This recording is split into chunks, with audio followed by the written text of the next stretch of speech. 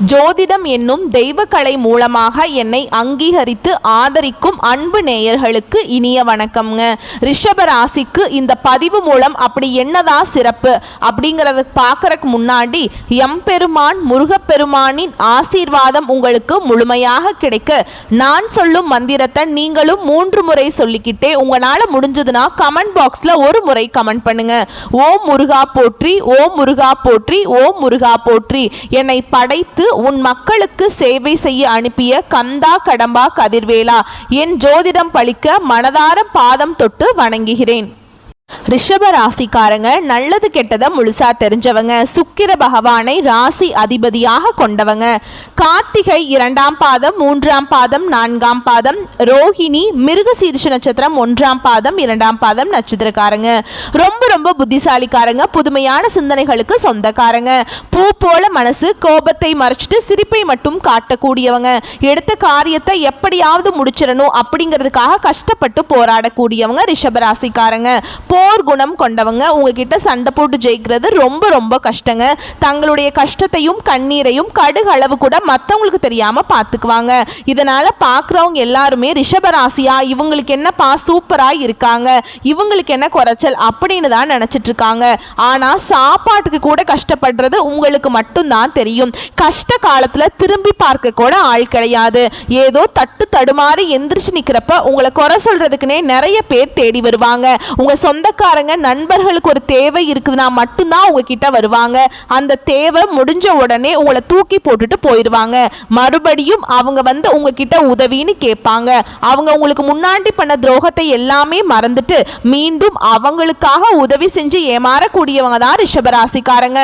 ரிஷபராசிக்காரங்க வாழ்க்கையில கடந்த காலகட்டங்களில் ஏதாவது ஒரு பிரச்சனை புதுசா உங்களை தேடி வந்துக்கிட்டு தான் இருந்திருக்கும்.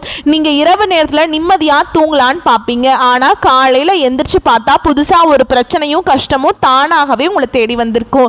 ஏன் எனக்கு மட்டும் ஏன் இவ்வளவு கஷ்டம் வருது? என்னோட வாழ்க்கையில நான் யாருக்குமே கெடுதலையோ கஷ்டத்தையோ துன்பத்தையோ கொடுத்ததில்லையே, என்னோட நிலைமை ஏன் இப்படி இருக்குது அப்படின்னு தான் நிறைய நபர்கள் சொல்லிட்டு இருக்கீங்க.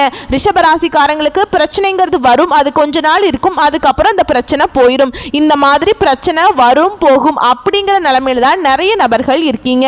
நீங்க என்னதான் பிரச்சனையை தவிர்த்தாலும் ஏதாவது ஒரு சூழல்ல உங்களை தேடி பிரச்சனை வந்துகிட்டு தான் இருக்கு. ரிஷபராசிக்காரங்க கடந்த காலகட்டங்களில் தங்களுடைய வாழ்க்கையில நீங்க நல்லது நடக்கும்னு நினைச்சிட்டு இருந்திருப்பீங்க.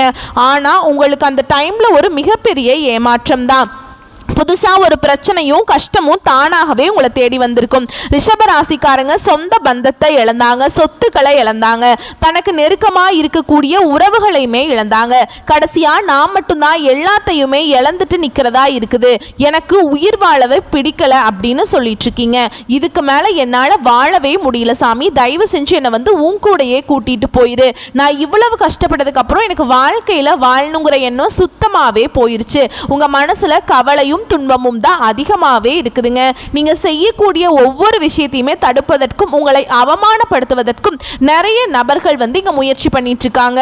இது எல்லாமே தெரிஞ்சுமே கூட நீங்க என்னமோ பண்ணுங்க, எனக்கு என்ன வந்துச்சு அப்படின்னு தன்னுடைய வேலையில மட்டும் என்னன்னைக்குமே குறிக்கோளா இருக்கிறவங்க தான் நீங்க. வரக்கூடிய நாட்கள்ல உங்களுடைய இன்பத்தையும் மகிழ்ச்சியையும் தரக்கூடிய வரக்கூடிய நாட்களில் உங்களுக்கு இன்பத்தையும் மகிழ்ச்சியையும் தரக்கூடிய ஒரு காலகட்டமாகவே அமைஞ்சிருக்குதுங்க. இது நாள் வரைக்கும் நடந்த கெட்ட விஷயத்தை எல்லாமே விட்டுருங்க. இனி வரக்கூடிய நாட்களில் ரிஷபராசிக்காரங்களுக்கு எப்படிப்பட்ட நன்மைகள் வரப்போகுது அப்படிங்கிறத நம்ம தொடர்ந்து பார்க்க போகிறோம். இனி வரக்கூடிய ஒரு 6-7 மாதங்களை பொறுத்த வரைக்கும் உங்கள் வாழ்க்கையில் முதல் மாற்றமே நீங்கள் கடந்த காலகட்டங்களில் நிறைய இடத்துல அவமானப்பட்டு அசிங்கப்பட்டிருப்பீங்க. அந்த அவமானத்திலிருந்து மீண்டு வந்து உங்கள் வாழ்க்கையில் வெற்றி பெற போகிறீங்க. ஒரு வீட்டில் ரிஷபராசிக்காரங்க இருந்தாங்க அப்படின்னா அந்த வீட்டுடைய மொத்த கஷ்டத்தையுமே நீங்க தான் ஏத்துப்பீங்க. இனி வரக்கூடிய நாட்களிலிருந்து உங்களுடைய தலை விதி அப்படிங்கிறது முழுவதுமாகவே மாறப்போகுது. அதாவது ஜூலை 25ஆம் தேதிக்கு பிறகு பார்த்தீங்கன்னா உங்களுக்கு 5 கிரகங்களுடைய சேர்க்கை ஒன்றாக இருக்குது. இதை வந்து நம்ம சதுர் கிரக யோகம்னு சொல்லுவோம். அதாவது மீன ராசியில சூரிய பகவான், புதன் பகவான், ராகு கேது பகவான், சுக்கிர பகவான், சனி பகவான், இப்படி 5 கிரகங்களும் ஒன்றாக சஞ்சாரம் பண்றாங்க. அது மட்டும் மட்டும் இல்லாமல் உங்களுக்கு சுக்கிர பயிற்சியோட பலன்களும் குரு பயிற்சியோட பலன்களும் எல்லாமே முழுவதுமா உங்களுக்கு இந்த ஜூலை மாதத்திலிருந்து முழுமையாக கிடைக்கிறதுனால நல்ல ஒரு முன்னேற்றத்துக்கு கண்டிப்பா ரிஷபராசிக்காரங்க போக போறீங்க. கடந்த காலகட்டங்களில் நீங்க எதையெல்லாமே இழந்துட்டு கஷ்டப்பட்டுட்டு வருத்தப்பட்டு இருக்கீங்களோ அது அனைத்தும் பெறக்கூடிய ஒரு காலகட்டமாகவே வரக்கூடிய நாட்கள் அப்படிங்கிறது பார்க்கப்படுது. ஏன்னா குரு பயிற்சி மூலமாக நல்ல ஒரு பொருளாதார முன்னேற்றம் அப்படிங்கிறது கிடைக்கிறதுனால கடந்த காலகட்டங்களில் ஏதோ ஒரு கிடைக்கிற வேலைக்கு போயிட்டு இருந்திருப்பீங்க, ஒரு 10,000 சம்பளத்துக்கோ 15,000 சம்பளத்துக்கோ போயிட்டு இருந்திருப்பீங்க. இனி வரக்கூடிய நாட்கள்ல உங்க தகுதிக்கேற்ப நல்ல ஒரு வேலை அப்படிங்கிறது நிச்சயமா கிடைக்கும். அதை நீங்க ஒரு அரசாங்க வேலைக்கு ட்ரை பண்ணாலும் சரி, ஒரு ஐடி ஜாபோ, பிரைவேட் ஜாபோ, பேங்க் ஜாபோ, நீங்க எங்க வேலைக்கு ட்ரை பண்ணாலும் அந்த ஜாப் அப்படிங்கிறது உங்களுக்கு நிச்சயமா கிடைக்க போகுது. கோர்ட் கேஸ்ன்னு ரொம்ப நாட்களா அலைஞ்சிட்டு இருக்க நபர்களுக்கு விரைவில் உங்களுக்கு சாதகமாகவே தீர்ப்பு கிடைக்குங்க. சொத்து பிரச்சனை உங்களுக்கு சாதகமாகவே முடியும். சனி பகவானுடைய பார்வை உங்களுக்கு நேரடியாகவே இருக்குது. இதன் மூலம் வருமானம் அப்படிங்கிறது பல வழிகளில் வரும். தொழிலில் லாபம் சற்று அதிகமாகவே கிடைக்கும். அரசியல்வாதிகளை பொறுத்த வரைக்கும் புதிய பொறுப்புகள், புதிய பதவிகள் எல்லாமே தானாகவே உங்களை சேரும். ராகுவால உங்களுடைய செல்வாக்கு உயரும், உடல் ஆரோக்கியம் மேம்படும், சங்கடங்கள் நீங்கும். மறைமுகமாக உங்க தொழில் வாழ்க்கையிலும் சரி, இல்லற வாழ்க்கையிலும் சரி நிறைய நபர்கள் தொல்லை கொடுத்திருப்பாங்க. இனி அவங்களுடைய தொந்தரவுங்கிறது முழுவதுமாகவே இருக்காது. கடந்த காலகட்டங்களில் நீங்களும் ஒரு கம்பெனியில் இரவு பகல் பார்க்காம உழைச்சிட்டு இருந்திருப்பீங்க. உங்களுடைய சொந்த கம்பெனியா நினைச்சு வேலை செஞ்சிருப்பீங்க. ஆனா உங்களுக்கு இதுவரைக்கும் சரியான ஒரு அங்கீகாரமோ, சரியான ஒரு பதவி உயர்வோ, சம்பள உயர்வோ எதுவுமே கிடைச்சிருக்காது. இனி வரக்கூடிய நாட்கள்ல உங்க வார்த்தைக்கும் மதிப்பு மரியாதை கிடைக்குங்க. சம்பள உயர்வு, பதவி உயர்வு, உங்களுக்கு மேல் இருக்கக்கூடிய அதிகாரிகளுடைய ஆதரவு முதற்கொண்டு உங்களுக்கு கிடைக்க போகுது. இனி நீங்க நினைச்சது எல்லாமே நடக்கும். தொழிலில் வியாபார தடைகள் அனைத்தும் விலகும். லாபம் அதிகமாகவே கிடைக்கும். முன்னேற்றம் உண்டாகும். வரவேண்டிய பணம் விரைவில் கைக்கு சேரும். குடும்பத்தில் நெருக்கடிகள் விலகும். செல்வாக்கு அந்தஸ்து உயரும். வெளிநாட்டு முயற்சிகள் வெற்றியை தரும். தெய்வ சிந்தனை அதிகமாக இருக்கும். பெரியோர்களுடைய உதவிகள் கிடைக்கும். உறவுகளில் இருந்த சண்டை சச்சரவு முழுவதுமாகவே விலகும். புதிய நண்பர்கள் உங்களுக்கு உதவி செய்வாங்க. தொழிலில் ஏற்பட்ட நெருக்கடிகள் நீங்கும். முடங்கி கிடந்த நிறுவனங்கள் மீண்டும் இயங்கும். வியாபாரத்தில் எதிர்பார்த்த லாபம் கிடைக்கும். புதிய தொழில் தொடங்கக்கூடிய முயற்சிகள் கண்டிப்பாக உங்களுக்கு வெற்றியை தரும். கடந்த காலகட்டங்களில் ரிஷபராசிக்காரங்களுக்கு திருமண நிலை அப்படிங்கிறது நிறைய பிரச்சனையும் சிக்கலையும் சவாலையுமே அதிகமாக சந்திச்சிருப்பீங்க. ஏன்னா ஆண்கள் இதில் குறிப்பாக ஆண்கள் தான் ரொம்ப ரொம்ப கஷ்டப்படுறீங்க. ஏன்னா பெண்களுக்கு ஏதாவது ஒரு வகையில் திருமணம் அப்படிங்கிறது அடைஞ்சிருது. ஏன்னா ஆண்கள் தான் வயது 30, 33, 35, 37 வயது வரைக்குமே நிறைய ஆண்கள் திருமண நிலையை அடையாமல் கஷ்டப்பட்டு இருக்கீங்க. கண்டிப்பாக வரக்கூடிய நாட்களில் நீங்கள் எதிர்பார்த்த மாதிரியே நல்ல ஒரு வரன் அப்படிங்கிறது நிச்சயமாக உங்களுக்கு அமையும். வாழ்க்கை துணையை இழந்த ரிஷபராசி ஆண்களோ பெண்களோ அடுத்து இரண்டாவது திருமணம், அதாவது மறுமணம் பண்ணலாமா வேண்டாமா அப்படிங்கிற ஒரு மிகப்பெரிய குழப்பத்தில் இருப்பீங்க. அப்படி இரண்டாவது திருமணம் பண்ணும்போது சொந்தக்காரங்க தப்பா நினைச்சிருவாங்களா, இல்ல ஊர்க்காரங்க தப்பா பேசிடுவாங்களா, இல்ல அவங்க என்ன நினைப்பாங்க, இவங்க என்ன நினைப்பாங்க, நம்ம கேரக்டரை தப்பா பேசிடுவாங்களா அப்படின்ட்டு நிறைய நபர்கள் இரண்டாவது திருமணத்தை பத்தி யோசிக்காம இருக்கீங்க. ஏன்னா இப்ப இருக்கக்கூடிய பொருளாதார சூழலும் இப்ப இருக்கக்கூடிய காலகட்டத்தையும் வச்சு பார்க்கும்போது ஒரு சிங்கிள் பேரண்டால இந்த சொசைட்டில சர்வே பண்றது ரொம்ப ரொம்ப கஷ்டங்க. நீங்க எதிர்பார்த்த மாதிரியே நல்ல ஒரு மறுவாழ்க்கை அப்படிங்கிறது நிச்சயமா உங்களுக்கு அமையும். கடந்த காலகட்டங்களில் காதல்ல அதிகமான தோல்வியை சந்திச்சது யாருன்னு பார்த்தீங்கன்னா அது ரிஷபராசிக்காரங்க தான்.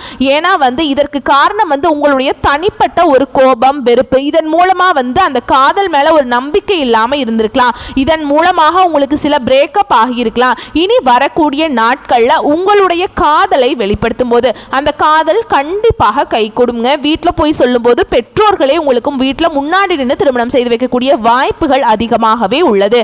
கடந்த காலகட்டங்களில் பார்த்தீங்கன்னா குழந்தையை பார்க்கறதுக்கு ரிஷபராசி நேயர்கள் ரொம்பவே கஷ்டப்பட்டுட்டு இருந்திருப்பீங்க.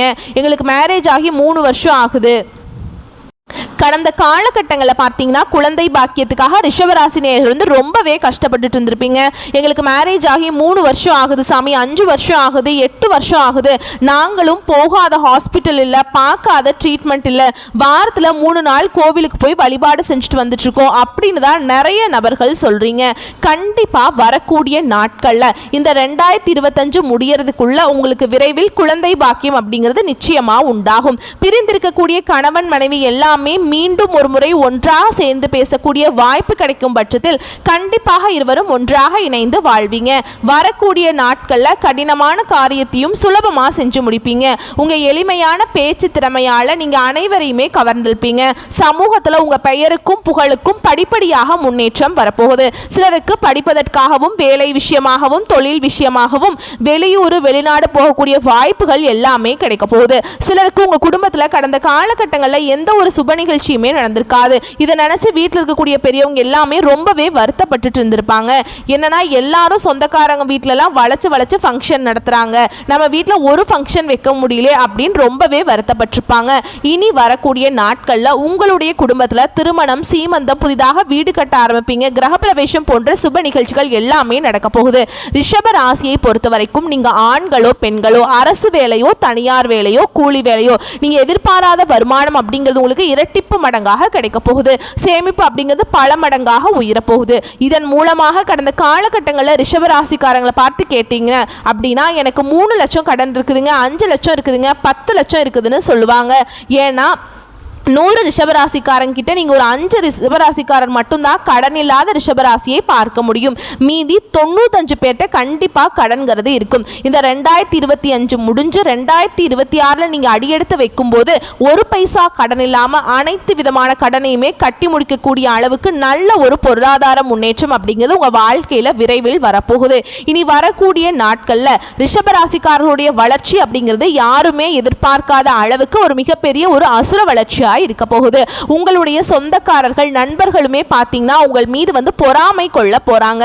என்னடா நம்ம கூடயே இருந்தவன் திடீர்னு கார் வாங்கிட்டான், பைக் வாங்கிட்டான், வீடு கட்டிட்டான், கல்யாணம் பண்ணிட்டான் அப்படின்னு உங்கள் மீது வந்து அதிகமாக வந்து வன்மத்தை செலுத்த போறாங்க. உங்களை பத்தி வெளியே போய் புரளியெல்லாம் பேச போகிறாங்க. ஏன்னா விரைவாக பார்த்தீங்கன்னா உங்களுடைய நண்பர்களும் உங்களுடைய உறவினர்களும் பார்த்தீங்கன்னா உங்களுக்கு துரோகிகளாகவும் நண்பர்களாகவும் ஏன்னா விரைவாக பார்த்தீங்கன்னா உங்களுடைய நண்பர்களும் உங்களுடைய உறவினர்களும் பார்த்தீங்கன்னா உங்களுக்கு எதிரிகளாகவும் துரோகிகளாகவும் மாறக்கூடிய வாய்ப்பு அதிகமாகவே உள்ளது. இதன் மூலம் உங்களுடைய குடும்ப வாழ்க்கை தலைகீழாக மாறக்கூடிய வாய்ப்பும் அதிகமாகவே உள்ளது. தவறான நண்பருடைய பழக்க வழக்கங்கள் இருக்கும் பட்சத்தில் இது குடும்ப வாழ்க்கையை நிச்சயமாக பாதிப்புக்கு உள்ளாக்கும். அது மட்டும் இல்லாமல் தவறான போதை பழக்க வழக்கங்கள், தவறான மது பழக்க வழக்கங்கள் இருக்கும் பட்சத்தில் உங்கள் குடும்ப வாழ்க்கை நிச்சயமாக கண்டிப்பா ஒரு கேள்விக்குறியா அப்படிங்கிற ஒரு நிலைமைக்கு போகக்கூடிய வாய்ப்பு அதிகமாகவே இருக்குதுங்க. இந்த மாதிரி தவறான செயல்ல ரிஷபராசிக்காரங்க ஈடுபடும் போது நிச்சயமா அவற்றிலிருந்து வெளியே வந்தா மட்டும்தான் வரக்கூடிய நாட்கள் மிகவும் செல்வ செழிப்போடும் வளமாகவும் இருக்கும். வரக்கூடிய வாய்ப்புகளை கரெக்டா பயன்படுத்திக்கோங்க. வாழ்த்துக்கள். நன்றி. வணக்கம்.